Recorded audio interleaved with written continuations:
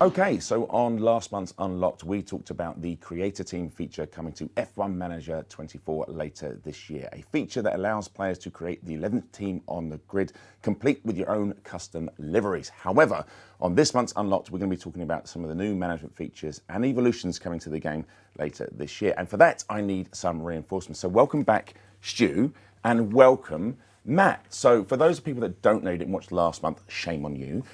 Stu, do you want to introduce yourself and what you do? And then Matt, can you do the same? Yep. Hey, thanks for having me back. I'm Stu, executive producer for F1 Manager 2024. My role is to steer our wonderful team towards the right priorities and deadlines to get the game out. I'm Matt. I'm the art director on the project. So it's my job to look after the art, all the lovely artists, and shepherd them towards victory, and also make the game look nice and shiny. Well, I think we're going to see some of this in a moment. I think we can all agree the game looks very, very shiny. In fact, we should probably start with some of that sort of stuff. So let's talk about some of the on-track stuff and some of the things you're going to see straight away with the tracks themselves. Matt, maybe you want to talk through some of the changes we're seeing? Yeah, so it's super exciting. The art team's really kind of lifted the bar on the quality that we're achieving this year. So we're looking at some lovely pictures here. Hopefully people at home can see this. So we've got some really nice detail that we've added, things like the racing line. Mm-hmm. So I think in the sort of previous versions of the game, the tracks didn't quite have the life that comes from the sort of evolution over the weekend.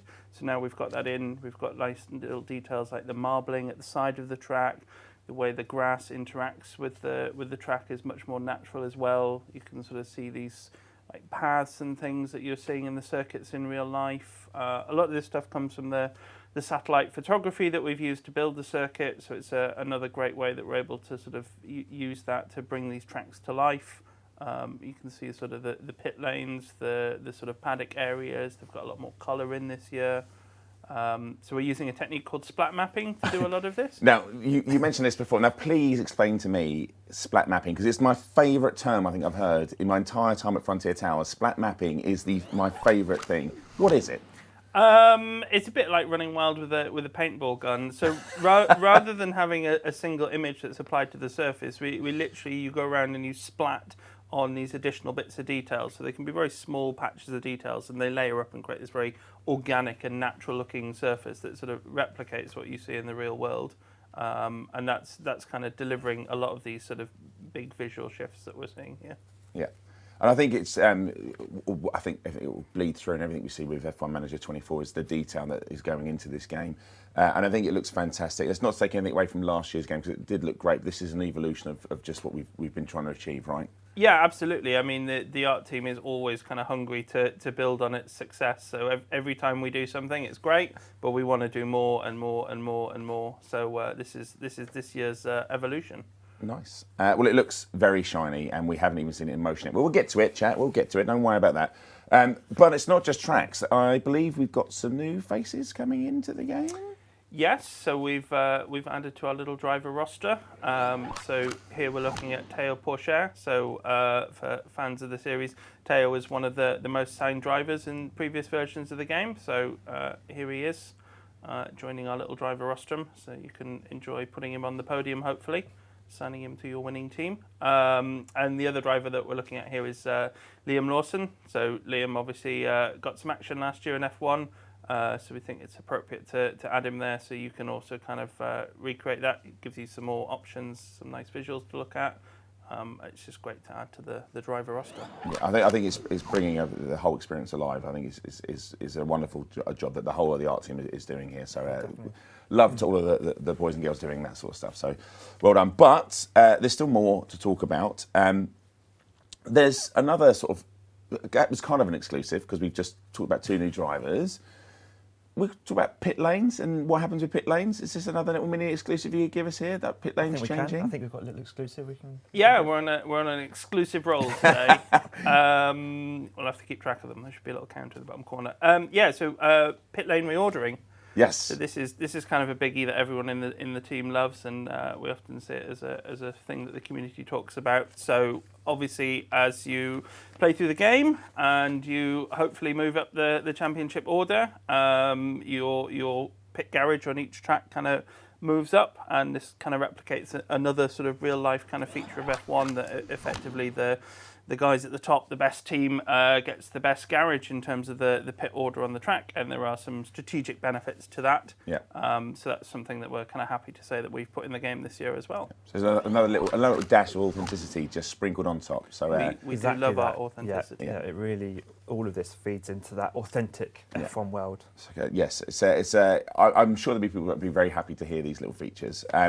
But one feature that isn't so little is we're going to talk about some of I guess it's a very key feature, which is the mentality system, which is a brand new system that's coming in for Formula One Manager 24 this year. So can you speak a little bit about what the mentality system is, and because it does have quite a lot of effects within the game? It does, yeah. So one of our key pillars this year is deeper team management, and the mentality system, really speaks to that.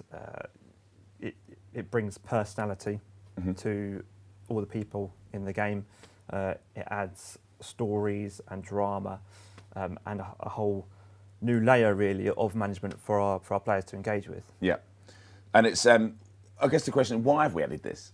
is the question. What have we done? I guess it's to give players that challenge, right? Yes, exactly that. So it is. We had a morale system in our previous game, which was quite light in its effects on the gameplay, and the mentality system really, replaces that morale system, brings a whole new level of depth. The drivers and staff in the game, they'll have kind of 3 key areas that feeds into their mentality. So they'll be reflecting on their performance, their team's performance, and your performance as a team principal.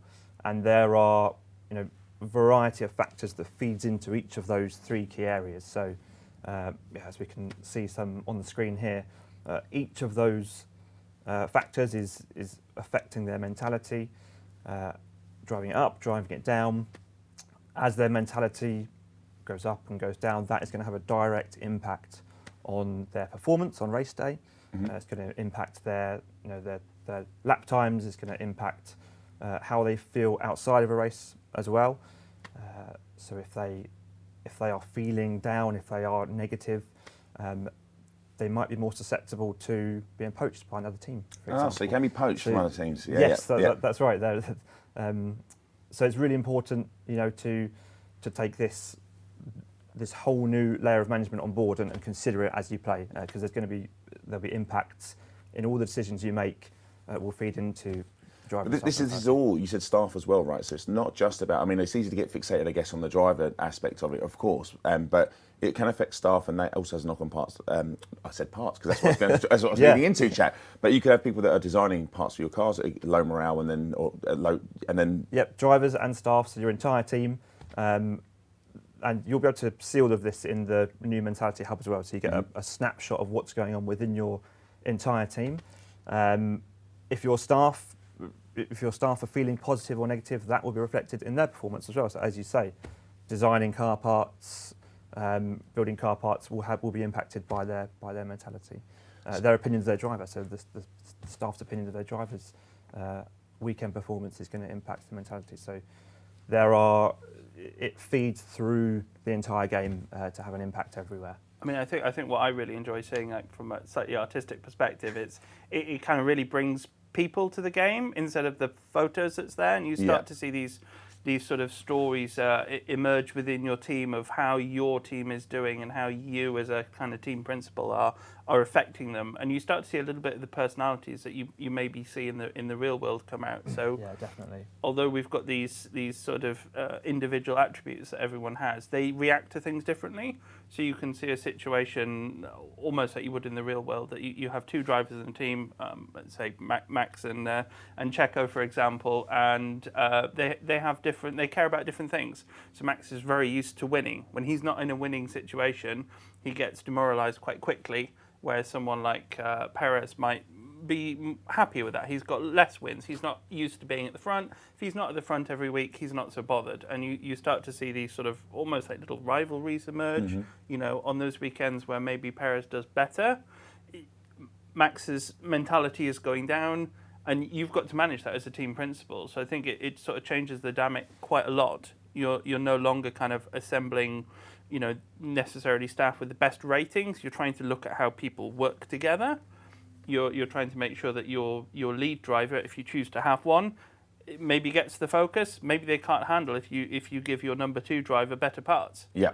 You see these little stories emerge through the season, so it's really fantastic to see. It adds so much depth this year. So it's almost one of my favourite features. Yeah. Definitely brings team management to the fore. Like this is fundamentally team management. Yeah. And kind of what Matt was saying there about it. It does, storylines will emerge that you see and relate to from real life. And you're going to get a different experience in each game you start as well, each save game you play. You might play with the same team, but there's so many butterfly effect moments that you're going to have a different experience and see different storylines emerge from the mentality systems that you otherwise might not have. I think you called it there. I mean, you said it. It's that you're a team principal, and it's bringing that team element again to the forefront about how you manage those personalities, their wants, their needs, and how pleasing one person may upset somebody else, and you have to balance that out. It's tough. Real life is tough, chat. But one thing that I did notice, as we were going through this video, he was talking about sort of progressing on throughout the season. Did I just watch us sim a race? We did. Did I see that? Or am I just being silly? We did simulate a race. That's another one of our new features for this year. So another tick. Another tick. 3 mini exclusives for Unlocked. Yes. We're really looking to offer a different approach to play here, a new way to play the game.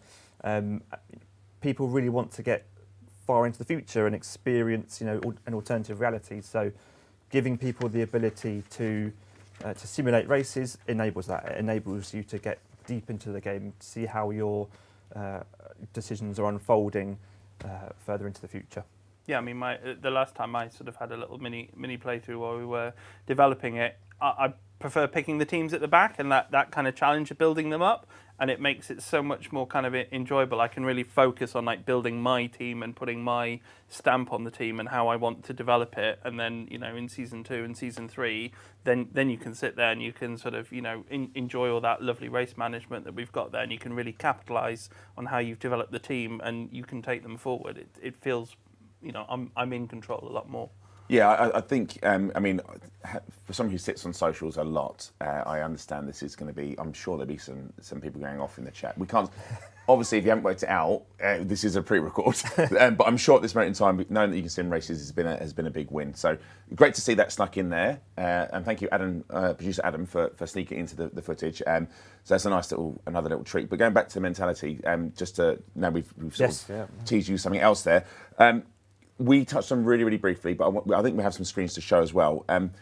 Mentality is important because if driver's mentality or staff mentality drops, there's an option they could get poached. So we have some poaching screens to show. So there's going to be some poaching going on, right? That's right, yeah. So in F1 Manager 2024, your drivers and staff are susceptible to AI poaching. And if, as you'd expect in real life, if someone's not feeling good about their team, if someone's not feeling good about their team principle, they're going to be more, likely to listen to those offers and whispering in consider their ear. them. Yeah. Whereas if they're feeling really great, if they're feeling really positive about their place in the team and the performance of their team, they're more likely to stick with you and sign with you, and not hear those offers. Yeah. So AI poaching combined with mentality just adds to that new layer of team management. It was really interesting to see the sort of the Lewis Mercedes Ferrari situation kind of evolve. We were already talking about this and planning this feature and building it, and you can see it in real life. It's that meme. It's that meme that you're just pointing at the screen, going, "This is what we're doing. We're doing this." You can imagine. Perhaps his mentality was, not positive, and so Ferrari saw their opportunity and got in there to poach. But you can see his race results, right? So Lewis, 7 times world champion, he's got an amazing driver rating. Why is he not performing? He's not a worse driver. It's his mentality. Yeah. And adding that to the game adds so much more flavour in terms of how your drivers and your staff kind of evolve and how you play through it, and the mechanics that you've really got to leverage to get those right results. There are so many more ways to play the game this year, so it's super exciting when we see this stuff in real life, and we're kind of delivering that sort of real authentic F1 experience. Yeah, I think it's the story. You've said it earlier on, Stu. It's the stories that are going to unfold between just if you've created the team, your story of your team, but then the drivers within that and their history, what you're going to, or the legacy you're going to create, the drama that might unfold between internally, externally. It's going to be fantastic to watch players do this, and then allowing players to sim races. They can really take that sort of way into the future to see how their legacy actually will lay out. So it's really exciting. There's a lot there we've just spoken about. We talked about the new mentality system. We talked about how that can affect a wide aspect of things within F1 Manager 24. We've talked about some of the changes on the track and visual changes that we're going to be seeing. Some new driver faces and exclusive. We had 3 exclusives, I think. If I was, we're counting correctly. I think it was 3 mini exclusives. We'll have to try 4 next time. Try for 4 next time, because there will be a next time. Because there's more to talk about. Because obviously we talked about all these things, but it's not to say that it will add to the challenge of the game. But obviously the difficulty settings will remain from I think the previous iterations of the game. Plus obviously you're all behind the scenes doing your AI tweaks to make the game a little bit more challenging for players. I've had a great time as always talking to both of you, and again I just want to say thanks again for spending your breakfast. It was lunchtime last time, it's breakfast this time. Will you come back for another show, because we've got a lot more to talk about? We haven't covered anything near all of it yet. Yeah, there's lots more to come, so we're glad to come back, glad to bring some of the team back as well and talk more. All right, Matt, thank you. It's our first time, I think. It's the first time we've done one of these, yeah. Yeah. So great to have you on. Will you come back? If I will. It was so good. I will be back. But yeah, no, it's lovely to talk about the team's work. People have done a fantastic job this year. It's really kind of heartwarming to see all the response that we get.